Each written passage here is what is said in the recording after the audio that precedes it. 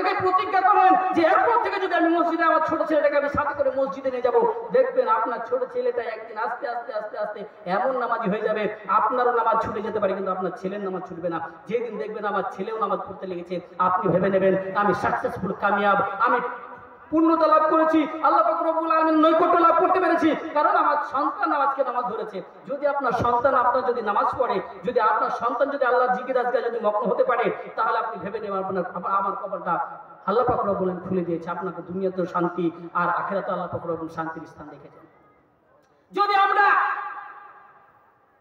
সেই দিকে লক্ষ্য না করতে পারি, সেই দিকে যদি এখনো ফিরে না আসতে পারি, যদি আমরা সেই দিকে না তাকাই সুশিক্ষার দিকে, তাহলে আমরা শান্তি কিন্তু নিয়ে আসতে পারবো না। আজকে মুসলমানদের প্রতি আক্রমণ হচ্ছে তো, মৌলানাদেরকে ধরে নিয়ে যাচ্ছে তো, মসজিদগুলো ভেঙে মন্দির তৈরি হচ্ছে তো, মন্দিরগুলোকে ভেঙে মসজিদ তৈরি হচ্ছে তো, কিসের জন্য হচ্ছে? আমাদের জন্য হচ্ছে। আমরা সুশিক্ষা এখন পর্যন্ত গ্রহণ করতে পারিনি। বলার উদ্দেশ্য হলো এটাই, আমরা যেন এগিয়ে যাই দিনের পথে, দিনের দিকে যেন ধাবিত হয়। যতক্ষণ পর্যন্ত আমরা দিনের দিকে ধাবিত হতে পারবো না, ততক্ষণ পর্যন্ত আমাদের কপাল খুলবে না, আল্লাহ পাক রব্বুল আলামিন আমাদের দিকে নজর ফেরাবে না।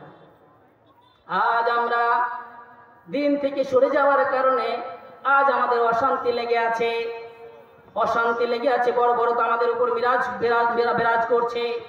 আজ যদি আমরা শান্তিপূর্ণভাবে বসবাস করতাম, আল্লাহ পাক রব্বুল আলামিনকে যদি ভালোবেসে নিতে পারতাম, দিনের কাজকে যদি আমরা সাকসেসফুল করতাম, কামিয়াব করে নিতে পারতাম, তাহলে আজ আমরা বিফল হতাম না এবং অশান্তিতে বিরাজ করতাম না।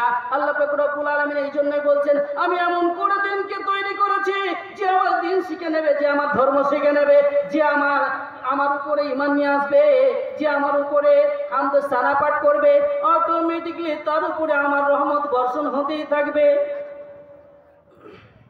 চিন্তা করুন, একজন মুলবি সাহেব, মক্তবের মুলবি সাহেব, সে 2000 টাকাতে সেও ভালোভাবে দিন পার করতে পারছে, যে 20,000 টাকা ইনকাম করছে তারও খুব টানাটানি হয়ে যাচ্ছে।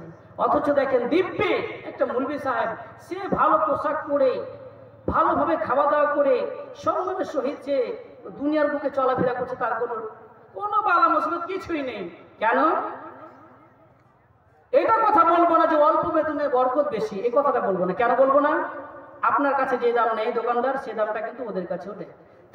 তারা কি শুকরিয়া করতে জানে? কারা? মক্তবের মুলবিরা, যারা 2000 টাকা দিনে কামাই, 2000 টাকা মাসে কামাই করে, তাদের কথা বলছি। তারা শুকরিয়া আদা করতে জানে। একটা চাকরিওয়ালাকে জিজ্ঞেস করবেন, লক্ষ টাকা পায়, কত লক্ষ টাকা পায়, তারপরেও তার সংসার ভালোভাবে চলাফেরা করে না। চাঁদার জন্য যান, আপনাকে সরাসরি বলে দেবে আমার কিস্তিতে আমি বিক্রি হয়ে আছি, আপনাকে বলে দেবে। কিন্তু যদি আপনি ওরকম সাধারণ সিম্পল খেটে খাবার লোকের কাছে যদি যান, যদি 500 টাকা চেক দেন, হাসতে হাসতে সে বলবে, না ভাই 500 টাকা তো দিতে পারবো না, আজকে 400 টাকা ইনকাম করেছি। আচ্ছা ঠিক আছে, তুমি এখান থেকে 300 টাকা নাও, এই কথাটা সে বলবে। আজ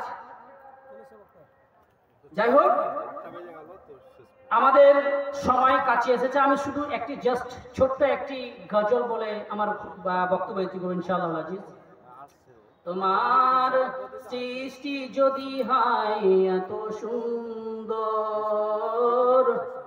না জানি তাহলে প্রভু তোমার জান্নাত কত সুন্দর। তোমার সৃষ্টি যদি হয় এত সুন্দর, না জানি তাহলে প্রভু তোমার জান্নাত কত সুন্দর। যে তারা আলো ছড়াই আকাশে, যে ফুল সরবি ডালে বাতাসে, যে তারা আলো ছড়াই আকাশে, যে ফুল সরবি ডালে বাতাসে, সে তারা সেই ফুল যদি হয় এত সুন্দর, না জানি তাহলে প্রভু তোমার জান্নাত কত সুন্দর। যে পাখি উড়ে যায় সুদূরে, যে নদী বয়ে যায় কৃপান্তরে, যে পাখি উড়ে যায় সুদূরে, যে যদি বয়ে যায় ত্রিপান্তরে, সেই পাখি সেই নদী যদি হয় এত সুন্দর, না জানি তাহলে প্রভু তোমার জান্নাত কত সুন্দর। যে মানব মানুষের বেদনায় কেঁদেছিলেন জীবন মদিনায়, যে মানব মানুষের বেদনায় কেঁদেছিলেন জীবন মদিনায়, সেই মানব সেই মানুষ যদি হয় এত সুন্দর, না জানি তাহলে প্রভু তুমি কত সুন্দর, তোমার জান্নাত কত সুন্দর। আসসালামু আলাইকুম ওয়া রাহমাতুল্লাহি ওয়া বারাকাতুহু।